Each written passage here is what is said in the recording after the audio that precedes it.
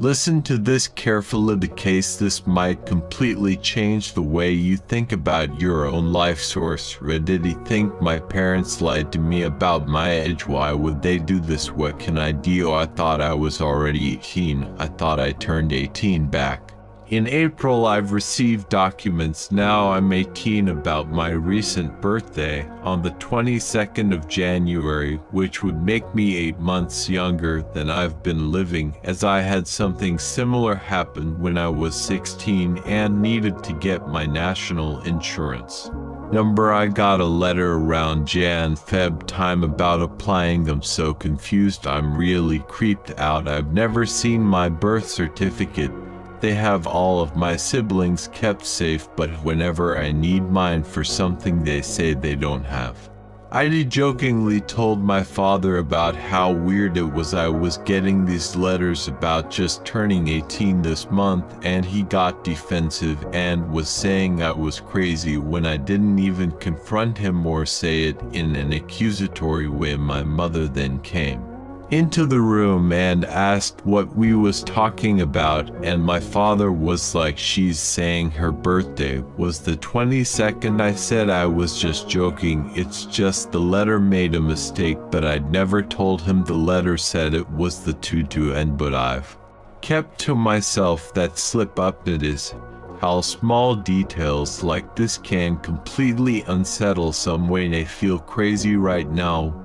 Why would they lie to me about my age? My first thought was maybe adoption or something, but we've actually done a DNA test before for fun, and they definitely are my parents. He have no idea what to do about this situation. I'm freaking out at it. With more info I've given in comments, skip if you want him. From the UK. My parents are also from the UK. We aren't originally from another country or anything, so aren't immigrants. They married in 2001, so my known birthday is April 4th, 2007. Some legal documents say that, like my passport and provisional license. Some say January 22nd, 2008. The letters I received were one from my private healthcare service, not the NHS, saying I'm being moved to an adult service now, one because I'm on disability benefits, saying I have to change some info now. I also had a weird thing happen at a benefits appointment where they called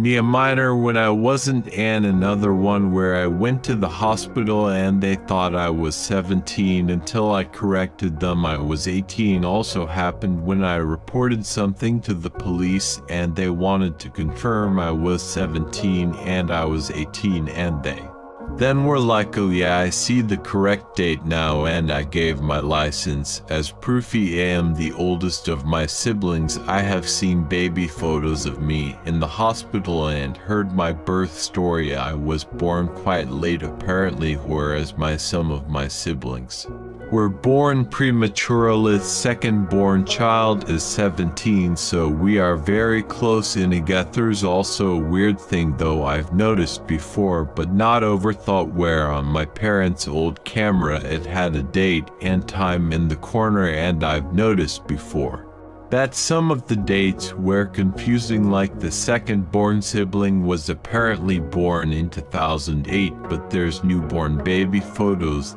that say 2009 in the corner of him. His birthday is the 9th of November 2008, and some that I appear younger developmental wise than I would have been. He also did notice as a child hitting milestones later than my peers, like there's a video of me walking for the first time that says 2010, so I would have been 3, which is quite late, but I am disabled, so I thought of that makes sense, but I can see that more than 3. I also hit puberty slightly later than most of my peers. They were like 11 and 12 and had their period and stuff, and I was like 13 and I got made fun of at 12, 13 for being flat-chested, but since have developed normally since like 13. I just thought I was a late bloomer.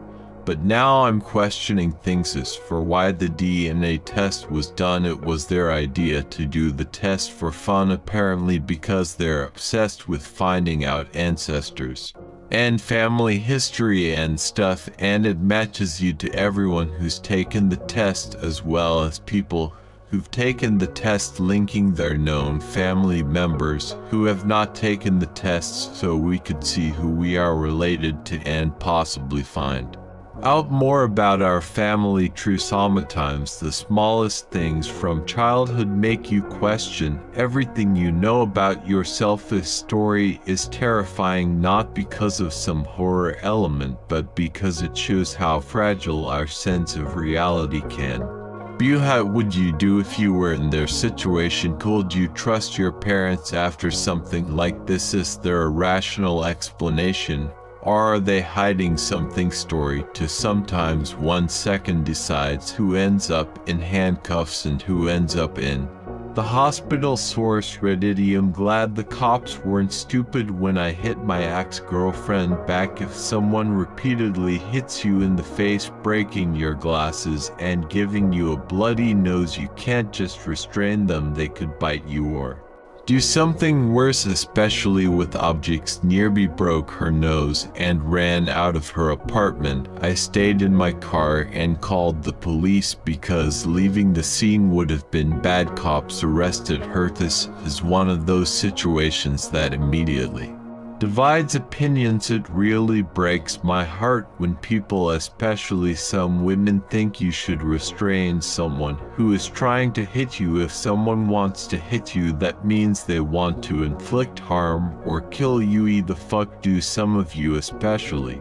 some women, think someone shouldn't defend themselves from an attacker? It doesn't matter the size, strength difference, they can still be dangerous. This isn't about men wanting to hit women. Fuck off with your sexist bull. It's about being able to stop the threat immediately without prolonging the issue. If you think there should be restraint even though someone is stupid enough to start domestic violence, I hope this crap happens to you. I hope someone you thought you could trust keeps hitting you in the face. See how eager you are to restrain them instead of fighting back. This story is raw, emotional, and uncomfortable.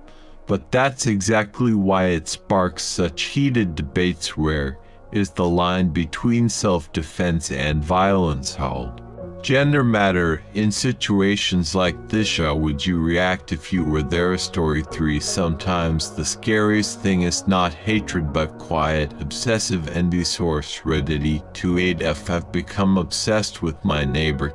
21F. A throwaway account because I feel so much shame. I don't want this being on my main, so as the title says, I've become quite obsessed with my neighbor during the last few months. I don't even know where to start, probably from the beginning I know, but even that is somewhat unclear to me. A few months ago, my boyfriend, 27 meters, and I moved to a new apartment complex. The staircase is rather small, even though the inside of the apartment is surprisingly rather large, and therefore there is only one neighboring apartment on our floor, the door to which is opposite of ours. I don't think that's even important, and I'm probably just stalling. Me boyfriend and I are doing great. Before anyone asks, he's funny, charming, cute, maybe a bit on the boring side, but so am I, and that suits me just fine. Our life is good, our sex is okay. We've been together since I was 19 and he was 18, having met in college when we moved in. Our neighbors have already lived here for quite some time, and now I suppose it's time to talk about them.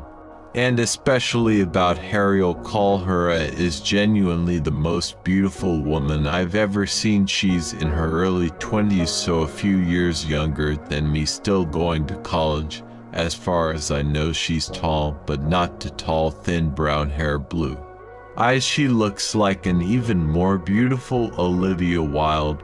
When she was in House MD, I started watching that show because my boyfriend said it looked like Hira has a boyfriend. BB is one of those guys you see on Pinterest or Instagram or something.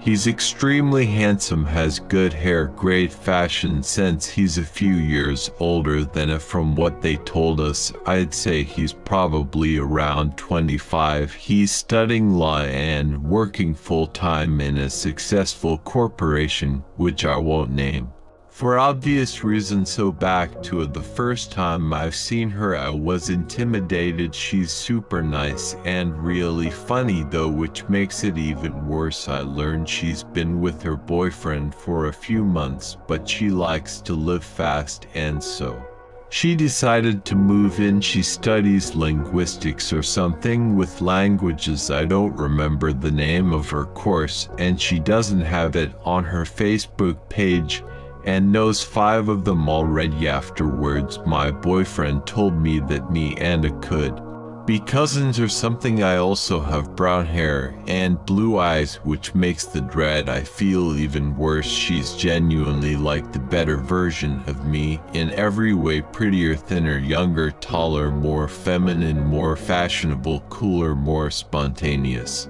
and more fun. It's like that Demi Moore movie all over again. But jealousy isn't anything to actually worrying about, right? It's completely normal. And so I thought then the obsession began. Would come home and I had a similar time, and so I'd see her quite often, always looking great, always giving me a smile and a wave, even when I saw her in a grocery store that's right next to our apartment complex, and she wasn't wearing any makeup, had her hair up in a messy ponytail. She still looked incredible while I had my makeup and hair done and looked like a ball sick next to her. You've noticed the way my boyfriend looks at her too. One time we were coming back from our friends while she was about to go out, and the lock to her apartment door got stuck. My boyfriend helped her. It just needed some force, it seemed, and the way he beamed at her, I felt sick. I still do whenever I think about it, but I don't blame him, I really don't, and he never even tried anything, so I feel bad being angry at him. Here is where normal jealousy starts to turn into obsession. Then it happened. I accidentally found BS Facebook page, and there I found a she isn't active on social media, I guess, but he sometimes posts her, clearly proud of having her as his girlfriend. I started obsessively checking his Instagram. Hers is private, but his is thankfully public. Sometimes when they play music, it's faintly audible in our apartment. I started writing down what she listens to and started listening to it myself. The Smashing Pumpkins, the Goo Goo Dolls, Queens of the Stone Age, Tool, Slind. It never was my type of music. I always opted for listening to Spotify's top 50, just searching for songs to dance to or play in the background while I read.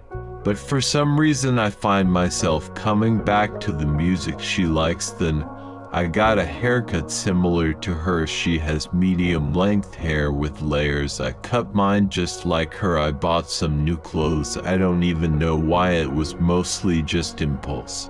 I started wearing my makeup similar to hers. I never liked makeup too much, but I started watching videos to learn how to do it, and the thing is, my boyfriend loves it. He started complimenting me again. He doesn't know he's basically complimenting her. Sometimes I hear them having sex. I know it sounds creepy and weird, but I don't listen to it on purpose. One of the walls of our bathroom just must be connected to one in their bedroom or something, and every now and then I hear them while taking a bath. I don't remember the last time my sex was this vocal. It's not bad at all, just not like it once was, and hearing them just makes me, I don't even know, irritated, sad, jealous, hopefully feel like a crazy weirdo. That poor girl doesn't Even though she's living next to some insane woman. I don't know what happened. I've never been like this, but here I am losing my mind. Probably, maybe it's jealousy, maybe it's something else. I don't know. I just wanted to write it down